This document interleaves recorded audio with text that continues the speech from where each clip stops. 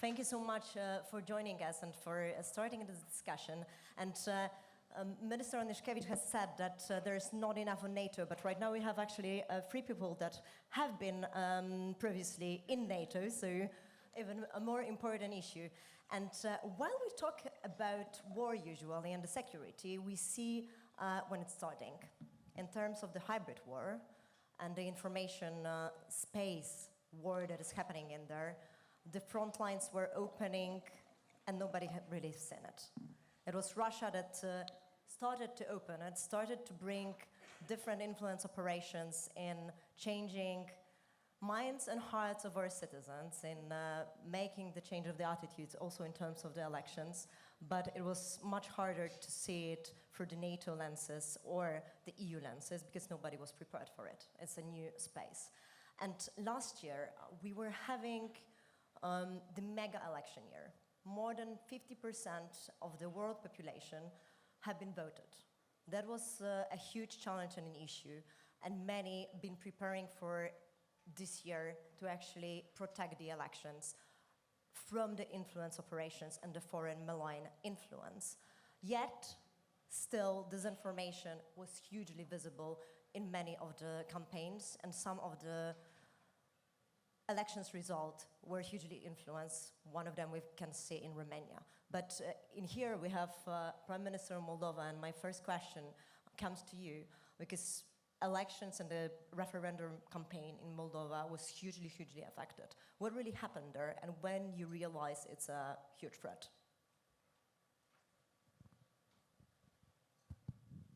Well, thank you first and foremost for this opportunity to talk about the most important election from last year, that one from the Republic of Moldova.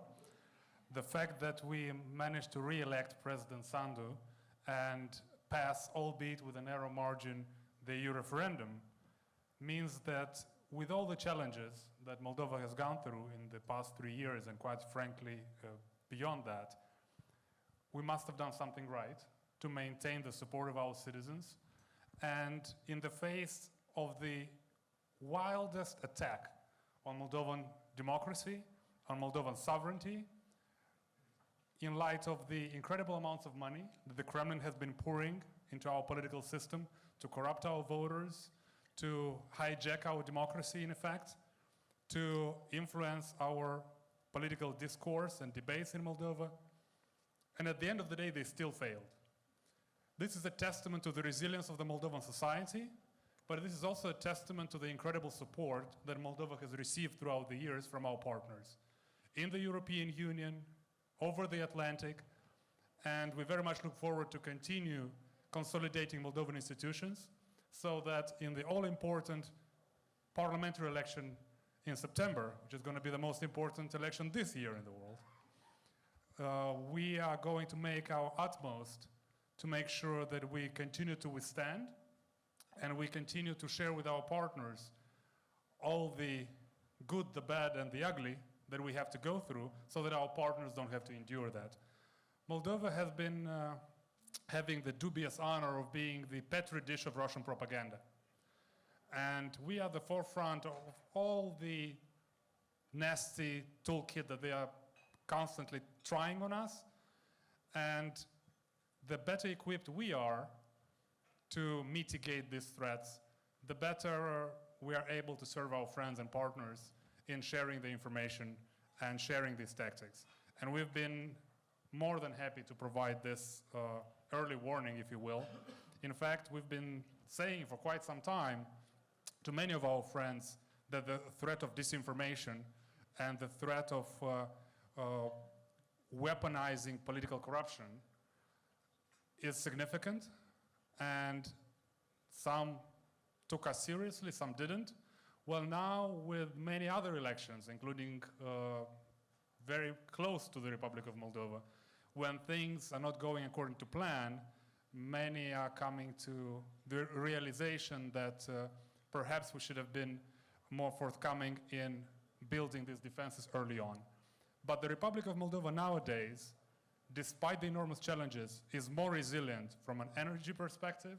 We have diversified our energy supply, securitized our informational space, advanced on our European aspirations. So no matter the pressure we are put under by the Kremlin, we are only getting stronger. And we hope that we'll be able to continue with that, because the challenges that we're going to face ahead of parliamentary elections will be severe. But we are counting on the continuous wisdom of the Moldovan people and the incredible support and partnership with our friends in Europe and in the broader Euro-Atlantic space. Prime Minister, I have one more question, because this round is about challenges, and Moldova was a testing ground for Russia for many attempts. Can you perhaps say also, because there is a presidential campaign in Poland and in Romania and many other countries are preparing for elections, can you say what was new that you've seen there and that you were not expecting in terms of tactics that were used there? Well, it started from good old cash being funneled into the country. Then we're trying to plug some of these channels. It was a bit of a whack-a-mole type of situation. You find one channel, you close it, they try another one, to the point where they would take people on a visit to Moscow or some other third country. They would go with their pockets empty, and next day they'll come back. Every single one of the passengers would have 10K euros or dollars in their pocket. And technically you don't have a legal reason to question, because this is a legal limit. But that was becoming too brazen, so we had to intervene. Then they had to switch to bank transfers. That was, again, a bit of a whack-a-mole situation. You find the channel through a bank, through a third country, you talk to them, they shut down this illegal funding, and then finally they go into crypto. With crypto, it's a lot more difficult. And we are now working hard with our partners to be able to plug these channels as well. But the most severe and the most unexpected, perhaps in terms of its scale, was the level of bribing voters. In the first round of the presidential election, we woke up to the realization that the problem was a lot larger than we expected. And by the second round, we tried to mitigate it to some degree, and we are working hard now to address it, to make sure that there is a deterrent through higher fines, prosecutions of those that are orchestrating these schemes. But what is most painful to realize in this scheme is the cynicism involved, the weaponization of the very poverty that they've left behind. And I'm speaking about the oligarchs that have left Moldova and are now fugitives from Moldovan justice and are hiding in Russia and elsewhere, having orchestrated the billion-dollar fraud and many other frauds in Moldova. And now they are weaponizing the very poverty that they've left behind, bribing these vulnerable citizens to vote against their own interest, to vote for pro-Russian elements, for Russian party agents in Moldova. And still, with all this effort, with all this money coming into the country, we managed to survive this election, and we'll work very hard to not only survive the upcoming election, but to put Moldova firmly on track on its European path. And we very much look forward to working with our European partners to fully anchor Moldova onto its European Union aspirations. We've lost 3 decades. We have no more time to lose. Perfect. We're going to go back to this, definitely. First, I'm going to Minister Braže now. Have you, while listening as well to the Prime Minister, you see that there are similar tactics that Latvia is targeted by Russia as well, and in general, Latvia and Baltic states were one of the first grounds where disinformation and influence operations have been visible from Russia. So what is your experience, and when also was the moment when you realized it's a war? Let me start by expressing our full support to Moldova's European path and Ukraine's European path. As Nordic Baltic foreign ministers, we visited Moldova right before the European referendum. And we went not only to Chisinau, but also to different parts of the country in smaller groups to meet people, to discuss, to listen, to tell our European integration experience, which is different. I was in Gagauzia with Norwegian and Finnish ministers, and each of us have a different story to tell.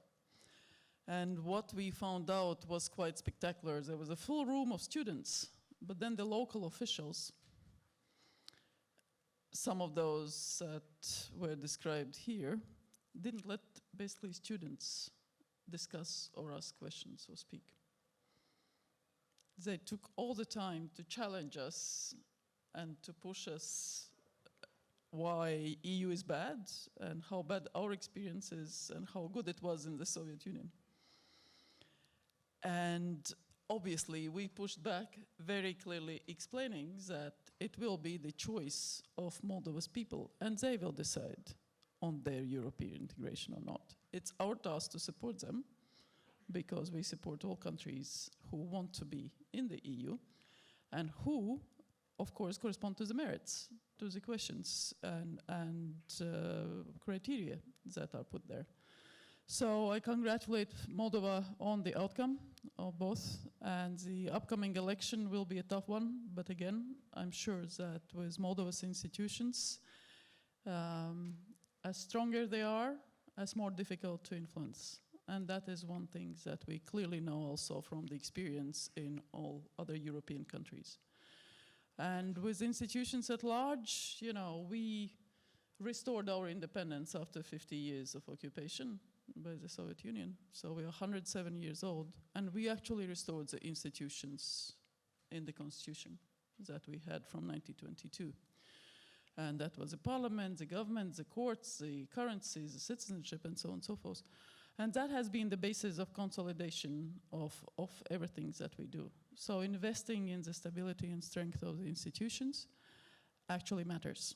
And that also regards the disinformation, or if we speak about Russia's operations, it's Russia's warfare doctrine is one. There is one warfare. And you can use different means. In Ukraine, we see all means, including conventional warfare, used. In other countries, Poland, Moldova, or our countries, it's different means. There is cyber element, there's sabotage element, there is a confusion of what is happening element, there's jamming, there's illegal migration push. So, you know, there's a constant sort of pressure, so your institutions have to be ready. You have to be ready. You have to have imagination, so scenario testing. So failure of imagination is the worst mistake one can make. So actual sort of civil military exercises really matter because that allows you to test the red teams and blue teams in various situations.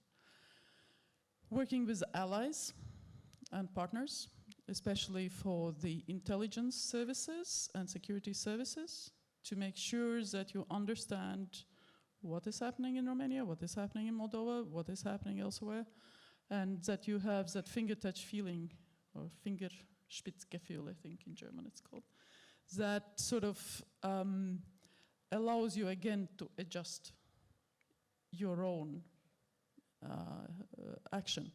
So preferably you are one step ahead because you have tested and prepared, like with that breaking of that undersea cable.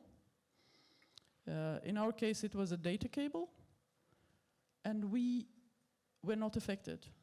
No data was anyhow interrupted because there had been scenarios already tested and actual response and reserve capacity was there. But it was very good to learn some lessons which were done, how the military cooperation and NATO's Baltic Sentry operation, ability of the coast guards, law enforcement agencies, because it's again civil militaries. So we are putting all that into action.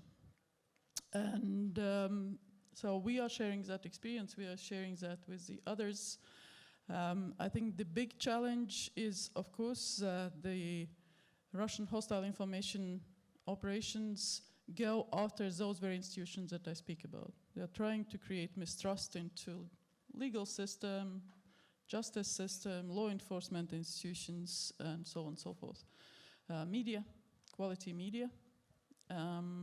So again, one has to be very involved with wide groups of society because with technology advancements, obviously, we all have various access, not just to 8 o'clock news in the evening through one TV channel, but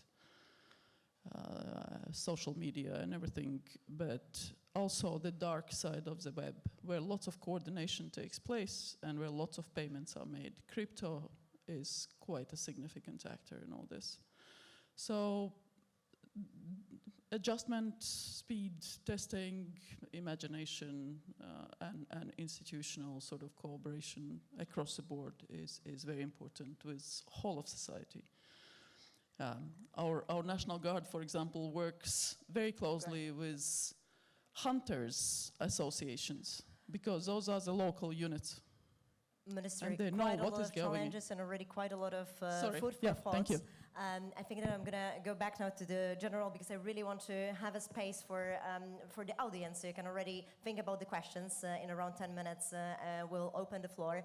But General, I have a question to you. How to take over the narrative? You've been working in NATO, and while you realized what is really happening, right, that the narrative is being taken over by the Russians and by the Russian narrative, have you been thinking how to use the new technology as well in order to counterfight it or to build the strategic communication? Yeah, thank you very much, and thank you very much for the invitation. I'm very honored to be here, especially in this panel. First of all, I think that hybrid threat is not new at all. It has been used by Russia for a long time, and we've got many examples in the history. There are many ways to approach this type of threat, and it's not only about disinformation, misinformation. We heard about the weaponization of everything, mass migration, energy, water, food, etc. So that's also there are always an approach by the top to down, and EU has done a lot. And if you are looking at what it's written in the Strategic Compass 2022, there are a huge part on resilience and the tools that has to be developed. I'm not going to talk about that today. In NATO, it was the same. You've got this strategic concept, but before, I just want, because I was in ACT leading the transformation, we put on the table how to tackle the challenges of the futures. And there were 5 imperatives. The first one was and is cognitive superiority. And of course, you know that very well because you were in charge of a lot of things when you were in Assistant Secretary General for NATO. It's about sensing, understanding, and acting to protect us against, for example, against disinformation and misinformation. The second big imperative we put on the table, validated by all the nations, was layered resilience. What does it mean? It's not, resilience is not only a military problem. It's not also a civilian topics, but it's very much a coordination between the civilian and the military, and what a lot of political authorities are, and Secretary General Marcotto talk about this whole society approach, this whole governmental approach. The third imperative was about influence and power projection. And it's not only power, it's influence projection. That means that even if we are a defensive alliance, even if we are protecting, I remind you that the best defense is always the offense. So is how to not only predict the future, but build our own future. So that means that we have so many things to do. And there are others. So how to do that? So it's the top-down. But then the approach is also a bottom-up approach. And you mentioned the exercises or the ops. We've got, in EU, there are many ideas and development of toolboxes, either for cyber, either for hybrid threats. In NATO, we have created this integrated cyber defense center, which means that, and it's in Mons, and it's for SACEUR, and it's the civil-military cooperation for cyber. But you mentioned this Baltic Sentry operations. It's to protect. It's to increase the protection of undersea cables. I mean the critical underwater infrastructure, and the technology is there because we it's not only ships, it's the mix of space, and I will speak about space because space is part of the domain we need also to protect in order to keep our understanding, to keep our decision making as fast as possible. So that means that we have put space to do that. We've put also some unmanned system in order to collect the information, but also to provide the essay and to provide the rapid decision. I must say another technology which is offering us opportunities but also challenges is the artificial intelligence. And of course, when you are talking about cyber, artificial intelligence driven cyber is a good opportunity, but it's also a challenge for us because with AI you know that you can develop deepfake. I have a question.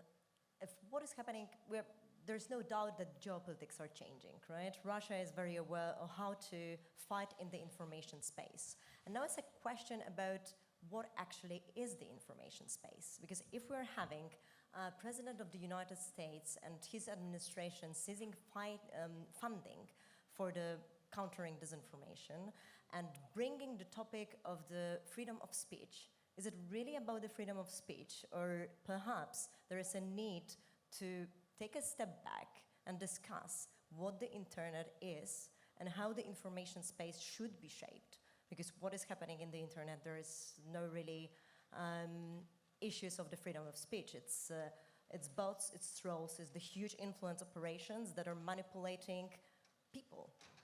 Shall we go back to the discussion of what it is? Or do you think that we are in the right place and we know where we are heading and the citizens should understand that it's the security issue and that's it?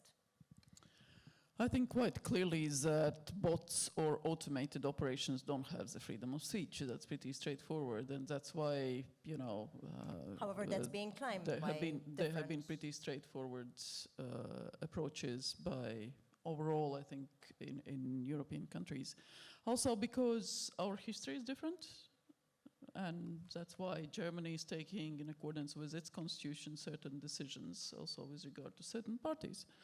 The context matters. It matters. So the constitutional provisions are different. The European Convention on Human Rights clearly provide for the ability to limit certain freedoms, fundamental freedoms, for the safety of others, for the protection of others' interests, and so on and so forth. But again, it's always tested whether it's in accordance with law, whether it's really necessary, whether it's legitimate, and so on and so forth. So it's a pretty developed body of understanding with regard to fundamentals. But it really does not relate to bots or hostile operations or something that is really meant to influence free choice. Again, that border, that line is not always easy to define. So today, I think there are a lot of protections that can be used, including AI and others, because the patterns are there, they are recognizable. I think in all our countries there are people who work with that to identify and understand and work. But again, it has to be a conscious action by a country to really want to defend its democracy, and then also have that trust of the citizens and have citizens involved in all that. And building the positive alliance. Yeah, but I think there are already EU is already doing things through some acts, or I'm thinking about the AI Act. Digital Services Act, exactly, Digital Markets. Exactly. It has to be implemented by nations. Exactly. It has to be implemented.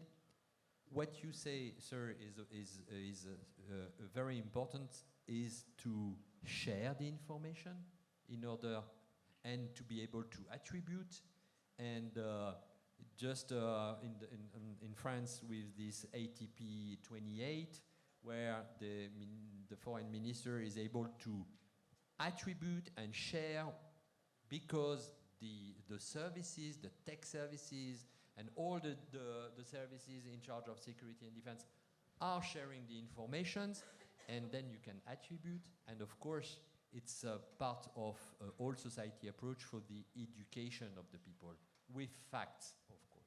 And building the awareness, right? In Poland, we right now have a doppelganger influence operation that is also active in many other countries, and it's mimicking the different sides that are available.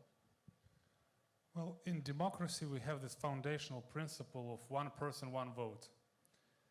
As a politician who, on a regular basis, engages with citizens online, offline, of course, when you see the amount of fake accounts and bots and all this hijacking of democracy online, you cannot help but wonder, how come we have allowed ourselves to be in a position where this fundamental principle of one person, one vote is totally out of the question online, where you can have one person having potentially thousands, if not millions, of digital identities. As long as you have this totally wild west online where malign actors or all sorts of other actors can hijack public debates with resources being poured into these discussions, especially in countries that don't have the institutions of the United States. We wish we had the institutions of the United States. We wish we had the institutions like the American Supreme Court or the justice system generally, or the American media or the American civil society. There are very few countries in the world who have this fortune of having such robust institutions. And in those countries that are struggling in building and consolidating their democracies and their democratic institutions, they are a lot much more exposed to this wild west that is online. So I think the idea that was mentioned, I think this year at Davos by the Spanish Prime Minister, that we need to make sure that we have online one person, one identity, that would create a lot more order and a lot more less room for disinformation, for malign influence. I don't think this is going to be very popular with the big tech companies. But if we are to have a democracy and our democratic engagement is increasingly moving online, no matter how pleasing it is to talk to voters in person, we are more and more, for reasons of time and resources, campaigns will be held online and more political discussions, and therefore decisions that are aftermath of those discussions will be driven by the online engagement. So we need to create order there if we are to maintain our democratic system where one person has one vote and it has to translate in an equal influence online and not the wild array of influence operations that we have to endure. And perhaps we need the citizens on board to sign the new social agreement. We have it offline, we should have it online as well. And now I'm giving a voice to the people. I've already seen some questions. Let's take 3 in here. There are 3. Yes. Thank you very much. I can only concur with Minister Popșoi that it was the most important election of 2024. I had the privilege of heading the OSCE ODIHR election observation mission to your country for 9 weeks. And I can only confirm everything that you said, Minister. But there's something else that struck me particularly that you had done, which maybe is worth sharing with others. And it touches on cybersecurity, it touches on public confidence in elections. And I'm going to quote directly, actually, from the final report of OSCE ODIHR, so I don't get it wrong. But what you did in terms of protecting the digital infrastructure of your election administration against attacks was actually highly commendable, and you were very successful.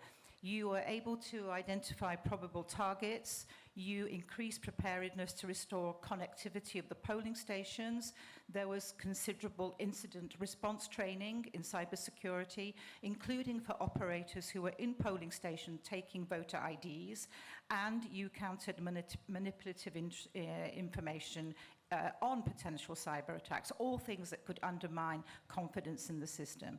And there was an interinstitutional national crisis response team, and you managed to actually do very well indeed, especially as you had out-of-country voting and you were particularly vulnerable from attacks from overseas.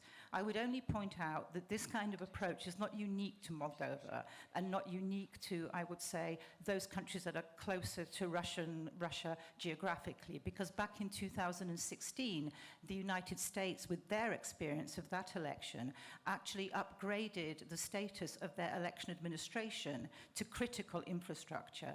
And these are, maybe they sound like very technical things, and I speak as an experienced election observer, but these are things really worth looking at. This is the nuts and bolts of protecting ourselves, and I commend you for doing that extremely well, Minister.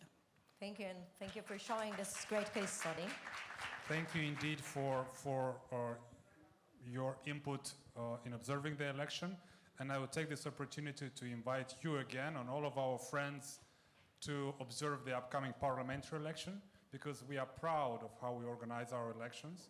Because if there is anything that Moldovans have learned to cherish in the past 30 years, despite enormous difficulty, is the democratic right to vote, and for elections to really influence the developments in the country. So we are firmly committed to have a properly organized election in September as well, even though the challenge will be severe. We've had cyber attacks during the previous election, we've had it throughout. Our biggest fear has been, and it remains to some degree, for our electoral infrastructure to be hijacked on election night, for numbers to be fudged, and by the time we take the infrastructure back, the legitimacy of the election is thrown into question. This is the biggest nightmare that any government could have when it comes to elections. It hasn't happened, and thanks to the enormous support that we've received from our partners and from the investments that we've made also back home, and by partners I have to mention our Dutch friends, our British friends, our friends also in the Baltics, in Poland, and Romania, who have helped us quite a bit to make sure that we consolidate our electoral infrastructure and the resilience of all of our institutions. So we are cautiously optimistic looking into the future in light of these efforts. And again, we'd like to thank you for your effort, and we are happy to welcome you back in September. Thank you for this optimistic remark.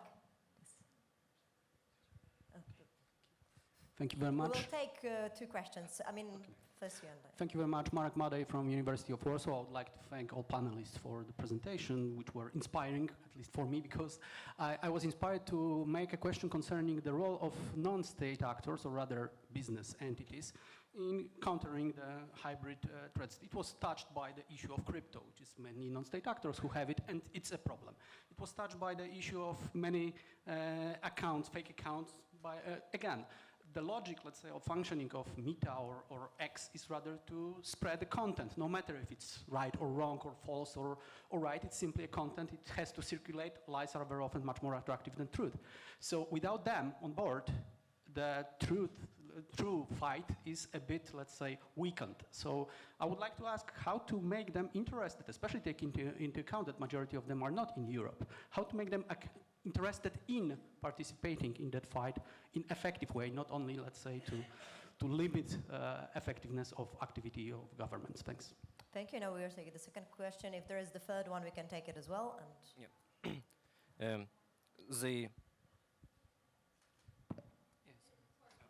The third European External Action Service report clearly identified foreign information manipulation and interference as a non-kinetic type of war.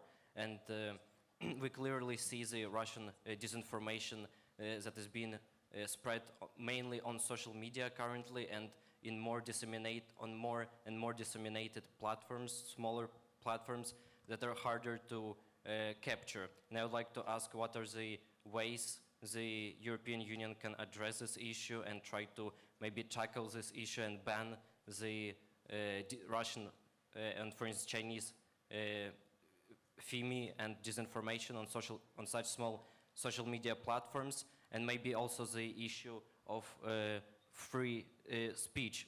How we can ban it effectively, but also still stay within the matter of upholding the free speech, and maybe such initiatives as fact-checking should be improved in order to kind of have this free speech, but also give the society ability to tackle such disinformation by themselves. Thank you. Please, for the last question.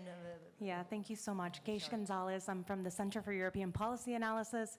I have been working on the issue of disinformation for over a decade, and to me, it's incredibly shocking that we're still talking about it in this way. In that we are losing clearly a narratives conversation. We've lost the narrative of why democracy matters. We've lost the narrative of, why the positive narrative of why the European Union, the Transatlantic Alliance, why these things matter to everyone.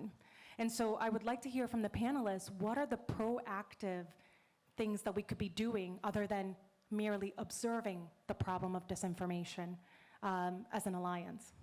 Perfect. We have 3 questions then about non-state actors, FEMI influence, especially in the smaller platforms, and proactive actions. Who would like to take first the answer? No, non-state actors. Of course, I can think about partnership. That's super important. You mentioned non-state actors, not only in EU or etc. So that's that partnership. And for example, I was in the P360 symposium in Sarajevo last October, and with a lot of former Minister of Foreign Affairs, and talking and sharing and bringing best practices, partnership in the cyber and hybrid age. So I think it's a part of it. The second part of it is the civilian and military cooperation in training, in contingency plans, and that's super important that military open the books and say, hey, these are our challenge, how can you help us? There are big exercises or training. For example, the last 2 weeks there were a big IT exercise in Kalkar, Germany, where there are dozens of IT experts, not military, but from everywhere, not only institutional, but from IT tech, training on cyber attack versus water critical infrastructure, energy critical infrastructure, etc. So I think it's the way to address this. This way is to bring other than military and other than institutional experts to the table and to train. Mm-hmm. Prime Minister, Minister, who would like to take next? I think on all, one answer is very important, taking security seriously. And that means not only government, but also private sector, citizens, and so on and so forth. Without that consciousness and clear understanding, it's very difficult to say, oh, this is, one hostile actor attacking us through cyber or other means, and so on and so forth. So I think through that, having that awareness, what is a particular threat or a particular challenge? Because again, if we speak about Russia, its objectives are pretty clear in all our democratic countries. Maximum influence through various means. And in every country it will be a different approach, but trying to get to the people as high up as possible. And whether that's in a private sector institution, in a critical infrastructure operator, or in political parties or elsewhere, this is a very typical operating approach. Change decisions of the government. Because to gain influence, as higher you get into an institutions and you start controlling through that person the institution, as easy as a job is, because loyalty of the others are to that person. So you're not working for Russia, you're working for that person. If you control that person, you control the institution. So so understanding that and taking that seriously is very important, because it can happen through means of corruption, it can happen through the hack and leak, it can happen through provocations. I mean, there's a whole spectrum of classical and less classical, more technological approaches currently. The AI will be a big,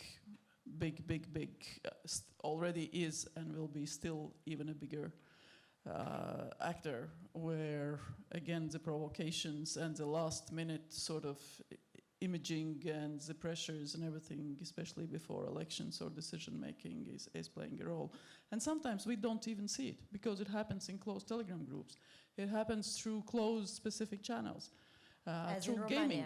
Romania, The gaming chat, the gaming so how to take over is a huge challenge. We just don't see it. Services don't see it. So that's where, you know, a lot of coordination takes place.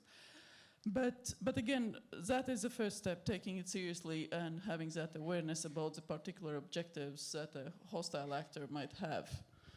And then you start finding, and those answers will be different in every place, because the challenges are different, right? So Latvia is not a big space operator. France is. So they have a particular challenge also with regard to everything connected through the data, which is private and critical infrastructure, military, and so on and so forth. The whole nuclear establishment in France, you know, we know it's a particular objective for Russians. It's important to know what are the challenges and then to counterfight it, Prime Minister. Absolutely.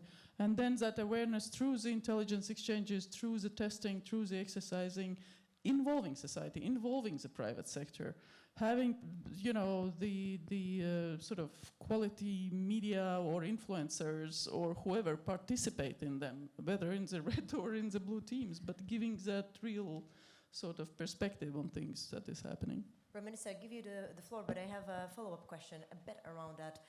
You've been having the EU referendum also the campaign very targeted. So what was your response, or actually positive communication around the issue, and how important it was? Well, first I'd like to mention that when it comes to IT companies, I would be lying if I would say that they were particularly responsive to our concerns. And in a way, it's understandable. Moldova is a small market. They wouldn't be particularly fazed if we would wag our finger at them. But the European market is significant. And the European Union has the leverage that Moldova doesn't have. And the sheer market of the European Union is an important argument. But then, you know, if there is one thing that European Union does great, is regulation. And there is ways to regulate in a positive way that is a net contributor to not just to the economy, but also to the well-being of society and the democratic system writ large. So there is clearly a solution there. When it comes to our situation, we've clearly identified the problem. We've tried to allocate resources to mitigate the problem. Securitizing our informational space was a belated but important decision. And medium to long term, of course, the only solution is to educate your citizens, starting from an early age, to have the critical thinking skills, to be able to discern between truth and fiction, and to have the democratic space to debate all these informations and attacks, because it's one way to just deny them, but they have a way of finding their way back. So you need to have the democratic space to defeat those attacks within the democratic process. We need to finish, unfortunately. Before General comes in, may I just say that for us, we clearly know that political space and splitting the sort of mainstream political parties is one particular objective. So that what then happens is enabling various splinter groups and trying to promote them, you know, whether for local elections, for national elections, European, and so on and so on. So there is, again, knowing that, you clearly have the way to identify what is happening and how to deal with that. I would like to finish with one thing. Please, each of you, if you can say what is right now the most important thing, not in one sentence, in one word, in order to take over. I know it's the hardest, but... I will not follow the rules. No, it's we are no more at peace. It's competition, it's confrontation with hybrid threats. We know what we need, and we need more proactive. We need to shape and contest. We need to break the silos in order to be able to counter hybrid coordinated attack, because it will come from space, cyber, disinformation in the same time everywhere. And that's it. Proactive action. And now really, one sentence. Prime Minister? Well, I'll give you 3 words. Peace and European integration. Perfect. Minister? Trust in ourselves and our institutions and societies. And we are rich, we are strong, and we just need to win this war and change ourselves, the way we perceive things. Thank you so much. And as a community, you really can make a change. Thank you.